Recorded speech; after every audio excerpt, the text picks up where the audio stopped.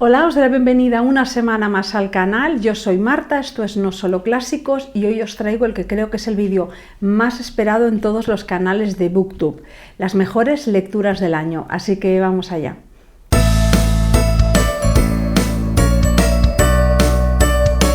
Empecé el año por todo lo alto. Mi primera lectura de 2024 fue Ampliación del campo de batalla de Michel Houellebecq, un autor que no me interesaba demasiado, que lo leí un poco por corroborar esa idea que yo ya tenía de que no era para mí, a pesar de que mucha gente me decía te estás perdiendo a un gran autor, y un poco pues lo leí casi por obligación, y ese casi por obligación se ha convertido en un acierto enorme porque he descubierto con una sola novela a un autor que me dejó absolutamente fascinada.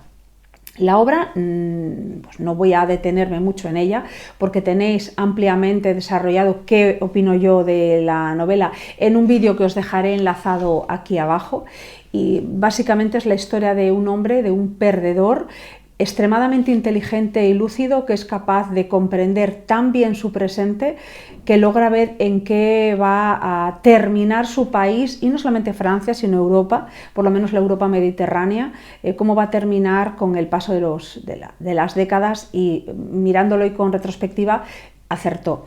Trata muchísimos temas que hoy en Francia ya han explotado en la cara de los franceses, pero que cuando él publicó a finales del siglo XXI, 1999 creo que fue, esta novela, pues se veía como algo muy lejano, como algo imposible de que realmente acabara siendo una realidad, y finalmente sí que acabó siendo una realidad muchas de las cosas que él dice, y tal y como él las empieza a apuntar ya en esta novela. Me pareció fascinante el personaje, la voz tan descreída y desesperanzada. Me gustó muchísimo. Mi idea era comprarme esta novela porque me había gustado mucho. Lo que pasa es que cuando entré en la librería vi Las partículas elementales, que es la segunda que él publicó, y pensé, bueno, ya la otra ya la he leído, ya la compraré en algún momento, pero mejor comprarme la siguiente porque voy a leerme cronológicamente a Houellebecq. Me han dicho varias personas que ya lo han leído que es importante leérselo cronológicamente para entender su evolución. Entonces esta es su segunda novela y esta es la que probablemente lea como primera novela en 2025, y quién sabe, quizás inauguro una nueva tradición en el canal, que es empezar el año leyendo siempre y de manera cronológica una novela de Michel Houellebecq. Para mí fue un descubrimiento impresionante y me ha demostrado que la literatura francesa, que es una literatura que yo he leído muy poco en comparación con otras, con la rusa, estadounidense, inglesa, evidentemente española, pero también alemana, italiana, portuguesa, mexicana, argentina, o sea, hay literaturas que yo he leído muchísimo más. La francesa es de las que menos he leído, la verdad, y es una asignatura pendiente, y tanto la lectura de Michel Houellebecq como la lectura de Annie Ernaux me han demostrado que tengo que leer más literatura francesa. Me apetece seguir descubriendo autores tanto clásicos como contemporáneos. En febrero leí otra de mis mejores lecturas del año. Me refiero a Los cachorros de Mario Vargas Llosa, una novela brevísima que leí en esta edición muy antigua que tengo en casa desde hace años, décadas, y que me dejó fascinada. Mario Vargas Llosa, yo creo que no le sorprende a nadie si digo que es uno de los autores más grandes que ha dado la literatura universal, mucho más allá de la literatura en español. La literatura universal nos ha regalado obras impresionantes. Pero yo no pensé encontrar algo tan magistral en un cuentecito, en una novelita, en una novela tan breve.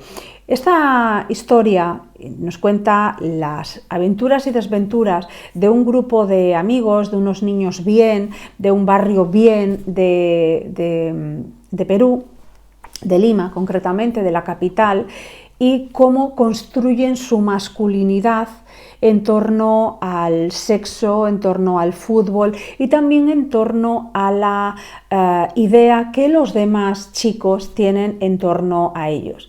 Es maravilloso, es una manera de explicar esa construcción de la masculinidad en cierto punto vulnerable, pero para ser percibido como fortaleza.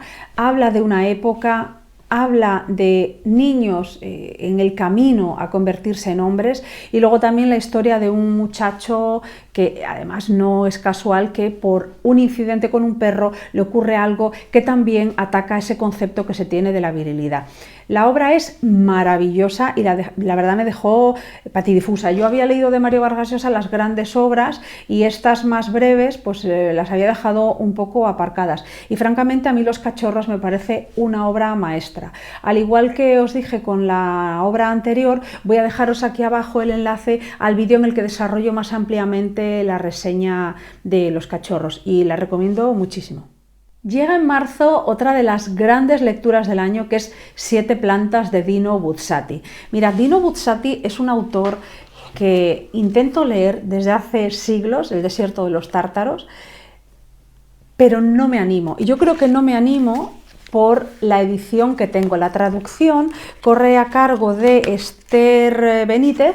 Parece ser que está muy bien la traducción, ese no es el problema. No sabía muy bien si leérmela sin traducir en italiano o traducida. Bueno, finalmente no la conseguí en italiano y entonces me compré esta traducción, pero es que es un tipo de edición y un tipo de letra que a mí me dificulta bastante la lectura y yo creo que me echa para atrás. Pero, de hecho, cuando fui a Roma con mi familia hace 2 años, año y pico, 2 años, tenía pensado leerme El desierto de los tártaros, tenía el libro en casa y finalmente me decidí por Bárnabo de las montañas, que también tenéis reseña en el canal y que me había gustado muchísimo. Y Siete plantas, no sé muy bien por qué lo leí. ¿Quién me lo recomendó? Yo sé que esta recomendación me llegó a través de las redes sociales, vi algún comentario de alguien y dije, bueno, voy a animarme.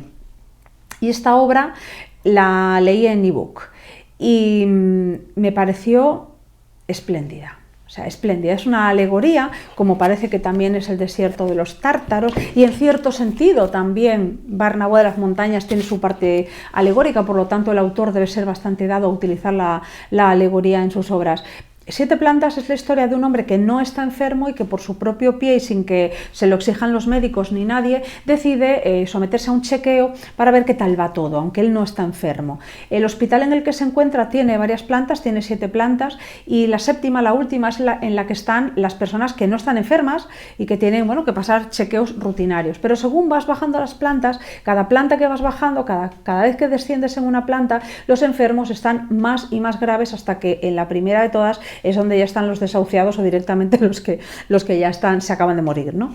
Entonces, la historia es la de un hombre que sin estar enfermo entra por su propio pie al hospital y sin que nadie se lo prohíba, por distintos motivos acaba no pudiendo salir del hospital, aunque no está prohibido que salga, pero él decide no salir y por cuestiones burocráticas y administrativas va bajando de plantas sin estar realmente enfermo y empieza oponiendo cierta resistencia, pero al final acaba normalizando y adaptándose a cosas que en realidad, a lugares en los que en realidad no tiene que estar. Entonces, yo he leído esta novela en clave alegórica, como la normalización que hacemos de una serie de cuestiones sociales a las que nos adaptamos, sabiendo que son injustas, en las que se nos mete, sabiendo que no es nuestro lugar y en la que al final acabamos no queriendo luchar porque o no tenemos ganas de luchar o ni siquiera sabemos que estamos presos sin que haya a nuestro alrededor barrotes. Entonces me pareció una lectura tan espléndida.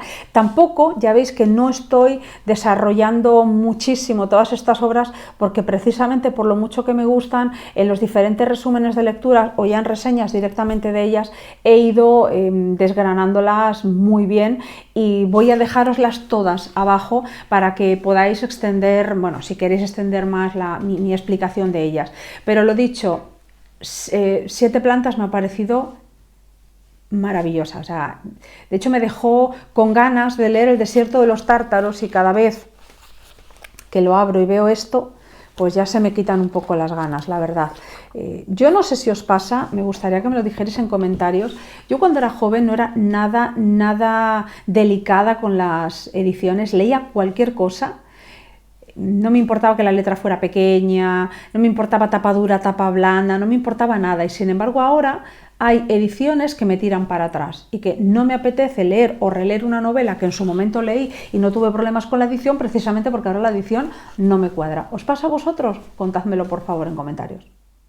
En abril terminé de leer Los Europeos. Digo que terminé de leerlo porque empecé como en la segunda semana de enero, más o menos, y tardé mucho en leer Los Europeos de Orlando Figes, un ensayo que me parece espléndido. Que, bueno, yo de hecho me he comprado toda la obra de Orlando Figes. No sé qué será lo siguiente que lea, no sé si la historia de Rusia, probablemente sí sea eso lo que lea.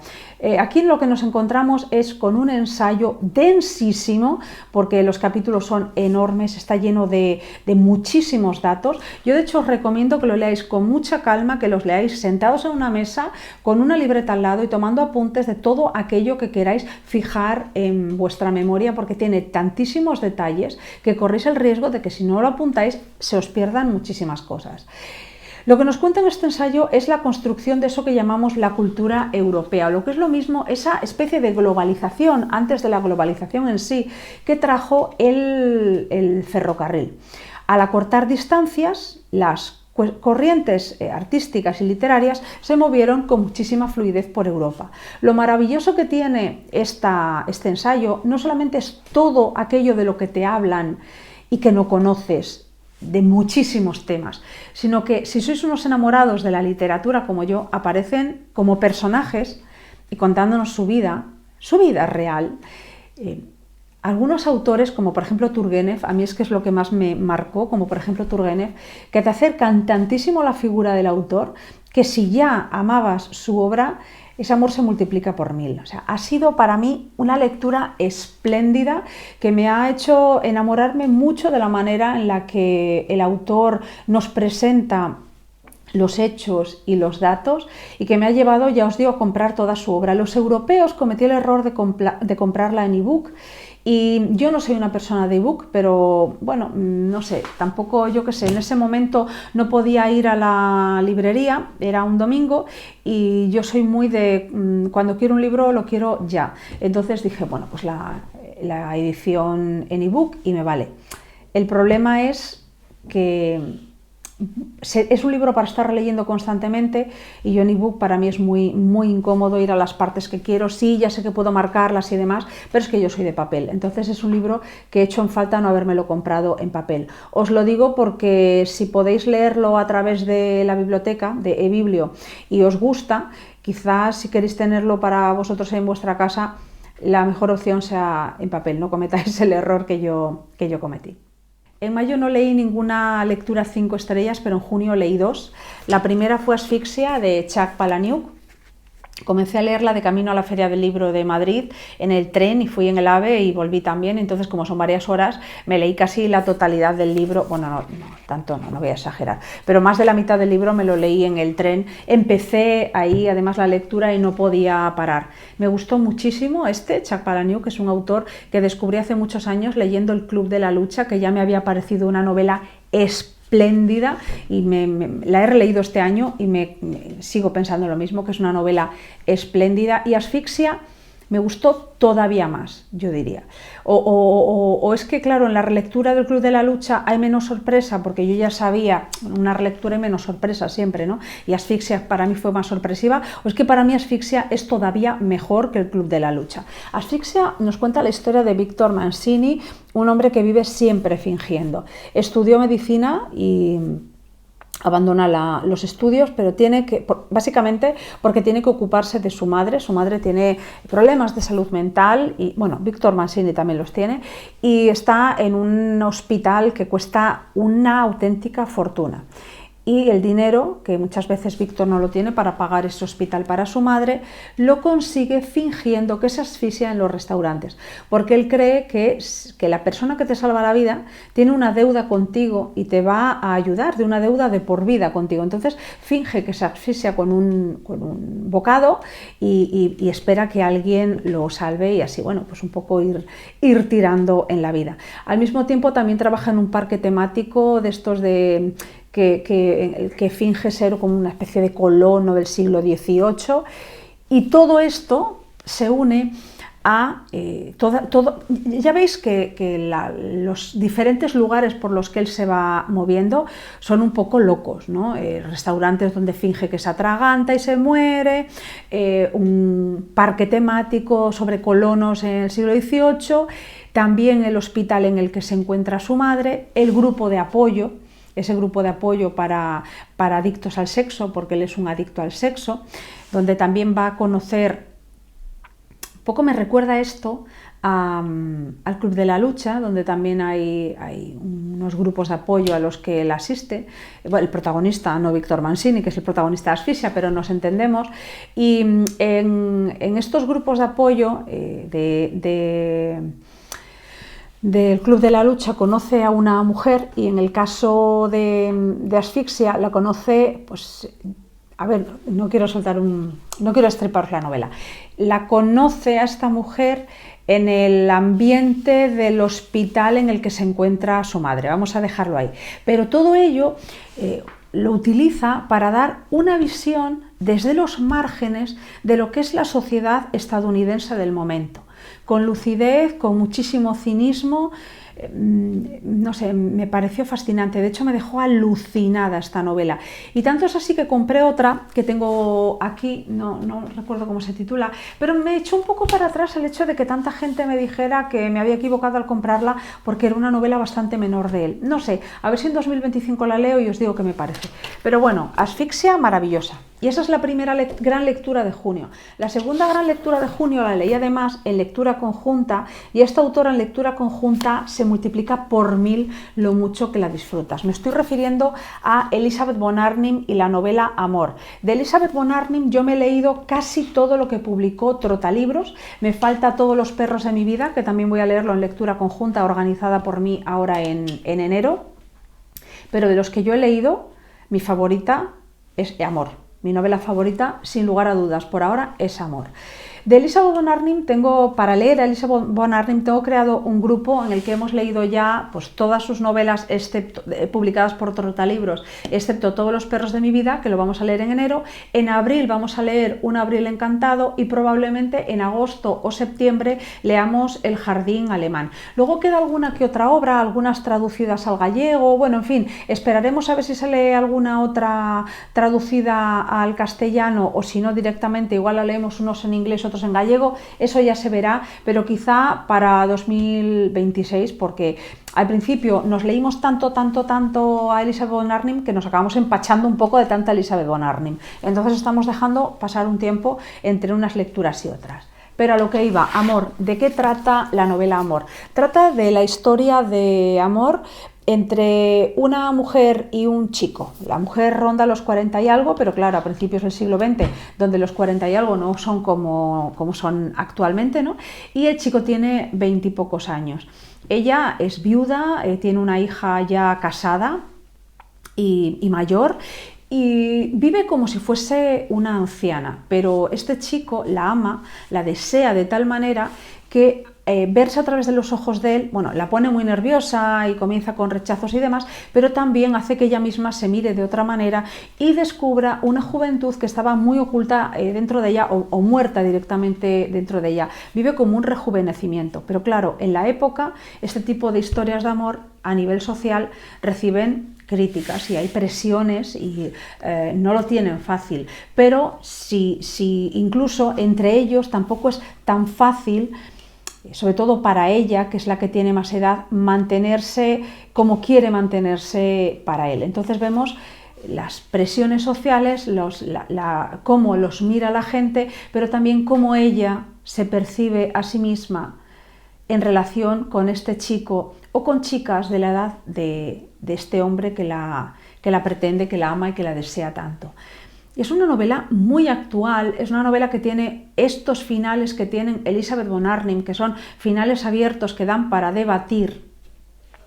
Es una novela agridulce, con momentos muy bonitos y momentos durísimos, donde vemos sobre todo un personaje femenino que es absolutamente impresionante. Para mí, el más impresionante de todos los personajes femeninos que yo he leído de Elizabeth von Arnim, porque hasta ahora todos los que yo había leído eran pobrecitas mujeres sufridoras. Y aquí vemos una mujer que ante la adversidad se va creciendo y que cuando llega al final de la novela lo único que puedes sentir por ella es una admiración sin límites. Es una novela bellísima. Me está dando el sol de una manera impresionante porque sí, estamos a finales de diciembre y estamos en el norte de España, pero yo no tengo frío, no sé qué está pasando. No sé si tendré que irme yo a Islandia ahora para saber lo que es el frío. Sabéis que yo soy persona de otoño e invierno, soy persona de frío y aquí no se me está dando el frío ni siquiera en Navidad. Bueno, es una novela bellísima, es una novela súper elegante porque Elizabeth von Arnim tiene una prosa muy elegante. Es una novela de lectura ávida, porque no puedes parar de leerla, y os lo digo, si queréis leerla, buscad amigas o amigos, vaya, que quieran leerla con vosotras o vosotros, porque de verdad es de estas historias a las que le sacas muchísimo jugo, sobre todo cuando te pones a hablar de los personajes y lo que hacen, cuando la lees con otras personas. O sea, gana muchísimo. Elizabeth von Arnim, por eso yo creé el grupo para leer todo Elizabeth von Arnim y leerlo en grupo. Impresionante novela, de verdad, de lo más bonito que yo he leído este año. A mí me tocó el corazón. En julio no leí ninguna novela 5 estrellas, pero en agosto sí, que me sorprende porque agosto suele ser una etapa en la que yo leo cosas que no me dejan demasiada huella, pero en este caso leí La maldición de Hill House de Shirley Jackson. Sabéis que es una autora que me encanta, que leí cuentos de ella que me gustan muchísimo. Siempre hemos vivido en el castillo, es una novela que me parece un 10 de novela. Sigue gustándome más Siempre hemos vivido en el castillo que La maldición de Hill House, pero La maldición de Hill House me gustó mucho y me gustó mucho contra todo pronóstico porque cuando empecé a leerla con muchísimos prejuicios y esperando algo muy determinado. Esperé algo muy determinado. Era un terror muy determinado. Y al hablar con Blanca, vuelvo a dejaros por aquí su Instagram, ella me dijo que quizá tenía que dejarme llevar por la historia, dejarme llevar por la autora, por dónde me quería llevar la autora, que no esperara un tipo de terror determinado, porque yo cuando me encuentro en casas encantadas, cuando hay casas encantadas en las obras que yo leo, espero una cosa muy determinada y entonces ya llego llena de prejuicios a la obra. Y ella me dijo, quítate esos prejuicios, lee con libertad, déjate guiar de la mano por la autora y a ver a dónde llegas. Y leyendo así la novela me encontré con una historia muy, muy buena. Os dejo aquí abajo, como siempre, os voy a dejar los enlaces a los vídeos en los que hablo más extensamente de las novelas para no repetirme con todas ellas, pero un grupo de personas llegan a una casa, los lleva un médico que quiere estudiar fenómenos paranormales allí y se encuentran estas personas en un ambiente oscuro, en un ambiente en el que hay también rencillas entre ellos, e intentan averiguar hasta qué punto esa casa realmente tiene presencias extrañas. Pero realmente no va de las presencias extrañas esa casa. Realmente trata de uno de los personajes, concretamente de Elinor, una mujer que viene con una mochila llena de problemas, con traumas, de abandono, de falta de amor, etcétera, que de alguna manera vehiculan todo lo que va a ser esta novela y su relación con el resto de personajes. Y el terror no viene tanto de presencias extrañas como de lo que esta mujer ha sufrido y en qué se ha convertido por ese sufrimiento. Impresionante, de verdad, impresionante, impresionante la novela. En septiembre me encuentro con otra de las grandes lecturas del año, de un autor que yo ya conocía con otro tipo de novelas. Me estoy refiriendo a William Faulkner. Y empiezo con El Villorrio, que es la primera novela de la trilogía de los Snopes. Ya venía yo avisada de que esta obra era muy, muy buena y realmente es muy buena. La trilogía cuenta el ascenso y caída de los Snopes, pero El Villorrio cuenta su ascenso. Es una familia, los Snopes, de personajes malvados, egoístas, que son capaces de cualquier cosa con tal de conseguir lo que quieren, no saben realmente lo que es tener ni siquiera un atisbo de bondad. Está lleno de personajes muy chocantes, muy extraños, que es algo por otro lado muy propio del gótico sureño, porque esta novela es uno de los grandes representantes del gótico sureño, su autor es uno de los grandes autores del gótico sureño. Me gustó muchísimo, me llamó también la atención porque me parece que aunque tiene sus cosas especiales, ¿no?, con respecto a la estructura y demás, Es una novela mucho más fácil, de mucho más fácil acceso que todas las demás que yo había leído, excepto Luz de Agosto, que es con la que siempre recomiendo empezar con el autor, pero es mucho más fácil y de más fácil acceso que todo lo que yo he leído de William Faulkner. Por eso creo que, aparte de Luz de Agosto, esta puede ser una buena novela para introducirse en el autor. Eso sí, es una novela bastante extensa y como es parte de una trilogía, yo al principio tenía pensado leerme la trilogía toda seguida, me pareció too much. La verdad me pareció demasiado, así que me imagino que leeré uno de estos libros de la trilogía al año, ¿no? Entonces en 2025 leeré el segundo, que creo que es La mansión, puede ser, o La ciudad, no lo sé, y en 2026 leeré el tercero y así ya cerraré pues la trilogía de los Snopes. La historia me pareció brillante, es que es William Faulkner, o sea, ¿nos imaginamos que William Faulkner ha escrito algo malo? Yo no, así que os animo a leerlo. Ni en octubre ni en diciembre leí novelas 5 estrellas, pero en noviembre leí dos impresionantes. La primera, además de dos autores que no conocía de nada y que nunca había oído hablar de ninguno de los dos. La primera es Un alma gótica, de Jiří Karasek, no sé si se pronuncia así el nombre. Esta obra, os he hablado mucho de ella, no sé si en el vídeo de la semana pasada o en el vídeo de la semana anterior, porque me ha parecido algo, es tan brillante, tan extremadamente brillante, que de verdad no tengo palabras. Si os gusta Baudelaire, Kafka, si os gusta la literatura en la que se desarrolla el mal de fin de siglo, si os gustan las novelas llenas de metáforas, las novelas oscuras, las novelas reflexivas, las novelas de desarrollo, desarrollo emocional del personaje, si os gusta todo eso, si os gusta Poe, el Poe más oscuro, el romanticismo más oscuro, esta es vuestra historia. Como ya os hablé de ella la semana pasada, no voy a desarrollar más, pero es la historia de un joven último de su estirpe que se siente absolutamente desconectado del mundo que le rodea, que vive más en sus pensamientos que en la realidad palpable y que se busca a sí mismo en lugares oscuros, desde el caserón en el que se crió como niño huérfano, hasta los cementerios y los bosques más oscuros, buscándose a sí mismo y buscando también a alguien con quien estar, a ese amor prohibido que no se dice claramente, pero que se ve entre líneas porque el autor era homosexual. Esta obra aparece publicada en el año 1900, o sea, imaginaos lo que podía ser un amor homosexual en la época, por lo tanto un amor prohibido, ese amor que uno intenta ahogar. Él intenta ahogar dentro de sí mismo porque sabe que no está bien visto, produce miedo, sufrimiento, es lo desconocido, ¿no? Y por eso busca muchas veces la manera de aislarse del mundo para cortar de raíz esas pasiones. Es que es espléndido, es poesía oscura escrita en prosa, esto es maravilloso, maravilloso. Y la otra gran lectura de noviembre, la última gran lectura del año, viene también de parte de un autor que no conocía, no había ni siquiera oído hablar de él. Me estoy refiriendo a Konstantin Paustovsky y A los años lejanos, Historia de una vida, primera parte. Esta obra es espectacular. Está a medio camino entre novela y autobiografías, como una especie de novela autobiográfica, a medio camino también entre lo que es el retrato social de toda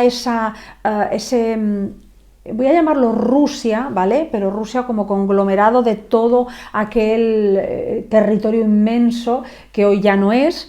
Y medio camino entre ese retrato social y también el retrato personal, íntimo o familiar del autor. Ver esos territorios que tanto hemos llegado a amar o tanto he llegado a amar yo a través de lo que otros grandes autores han hablado en sus novelas, pero verlo aquí en la realidad palpable de este hombre que recupera sus memorias para plasmarlas aquí, es que es conmovedor. O sea, la novela es conmovedora. Hay momentos en los que estás leyéndola con el nudito en la garganta. Cuando salga la segunda parte, que parece ser que la segunda y la tercera parte sí que se va a publicar fijo en Trotalibros, pero las demás no se sabe todavía. Cuando salga la segunda parte, yo voy a paralizar absolutamente todo lo que esté leyendo en ese momento porque quiero continuar con esta historia que me conmovió profundamente. O sea, es una belleza de obra. Y todo aquel que ame la literatura rusa tiene que leer esta obra, de verdad. O sea, si no os interesa, no os gusta la literatura rusa, probablemente esta obra no vaya a deciros nada. Pero los que sois amantes de la literatura rusa, es que no os podéis imaginar el grado de emoción con el que se lee esta obra. Es maravillosa. Y ahora sí, ahora ha llegado la hora de la verdad. Todas las obras de las que os he hablado hasta ahora son mis 10 mejores lecturas del año 2024. Pero entre estas 10 mejores lecturas, ¿cuáles son las 3 mejores? Y aquí, dependiendo del momento, os voy a decir unas u otras en primer lugar. Así que tampoco me quiero mojar aquí, porque no sé cuál es la mejor lectura. Sinceramente, cada vez que acabé una de estas novelas dije, esta es mi mejor lectura del año. Esta es mi mejor lectura del año, esta es mi mejor lectura del año. Y ahora mismo no tengo muy claro cuál sería mi mejor lectura del año, pero las 3 mejores lecturas son Ampliación del campo de batalla, que no la tengo y por eso os pondré la imagen por aquí, Los años lejanos y Un alma gótica. Estas son mis 3 mejores lecturas del año 2024. Probablemente estas dos estén un poco por encima de Ampliación del campo de batalla, no por nada, sino porque Ampliación del campo de batalla me impactó a nivel intelectual y me impactó muchísimo, pero estas dos obras hay más que intelectualidad, más que racionalidad a la hora de elegirlas como mejores lecturas. Hay mucho corazón, muchísimo corazón en quien las escribió, y el lector también pone todo el corazón cuando las lee, porque realmente impactan, conmueven, te tocan, sí, te tocan el corazón, no sé decirlo de otra manera, te tocan el corazón de una manera especial. Quizás esas dos, por ese punto emotivo, estarían un poco por encima de Michel Houellebecq, pero ya os digo que las 3 realmente son mis 3 mejores lecturas de 2024. ¿Y las vuestras? ¿Cuáles son?